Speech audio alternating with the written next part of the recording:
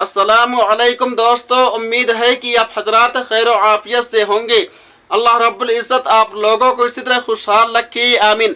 फतावा Deoband 786 YouTube channel में आपका खैर मकदम इस्तकबाल है। दोस्तों, ईद के दिन बच्चों को ईदी की शक्ल में जो पैसे मिलते हैं, क्या उन पैसों से स्कूल की फीस अदा कर सकते हैं या नहीं? इसी तरह उन पैसों से बच्चों के कपड़े खरीद सकते हैं या नहीं? दोस्तों, सही क्या है? कुछ लोग हैरान और सरगर्दा और परेशान हैं। इंशाअल्लाह इस वीडियो के अंदर 3 फतावे पेश किए जाएंगे, इसलिए आप हजरात से दरख्वास्त है कि वीडियो को मुकम्मल देखें। तो आइए बगैर किसी तमहीद व ताखीर के जामिया उलूम इस्लामिया अल्लामा मोहम्मद यूसुफ बिन नूरी टाउन के फतवा को देख लेते हैं, सुन लेते हैं। सवाल, बच्चे को ईदी या इनाम के तौर पर जो रकम मिलती है, क्या वो रकम उसे बच्चे पर खर्च की जा सकती है? मतलब स्कूल की फीस अदा करना या उसके कपड़े वगैरह लेना।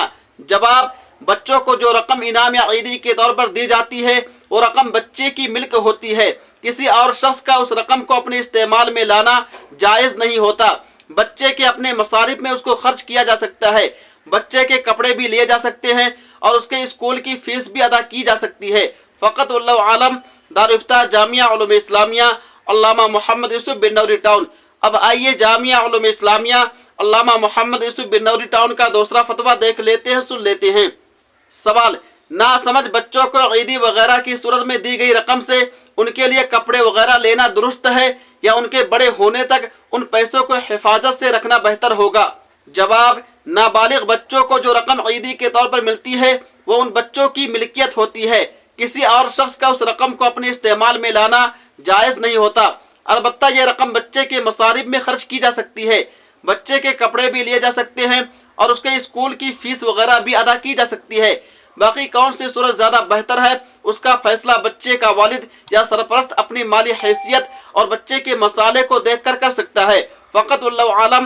दारुल इफ्ता जामिया उलूम इस्लामिया अल्लामा मोहम्मद यूसुफ बिन नूरी टाउन। अब आइए बगैर किसी तमहीद व ताखीर के जामिया उलूम इस्लामिया अल्लामा मोहम्मद यूसुफ बिन नूरी टाउन का तीसरा फतवा देख लेते हैं, सुन लेते हैं। सवाल, क्या नाबालिग बच्चे के जो पैसे होते हैं, उससे उनकी दवा या स्कूल की फीस या किसी भी सूरत में खालिसतन बच्चे पर ही खर्च करें तो जायज़ है? जवाब, नाबालिग बच्चे के पैसों से उसकी दवा या स्कूल की फीस या किसी भी सूरत में खालिसतन बच्चे पर ही खर्च करना जायज़ है। फ़कत वल्लाहु आलम। दारुल इफ्ता जामिया उलूम इस्लामिया अल्लामा मोहम्मद यूसुफ बिन नूरी टाउन।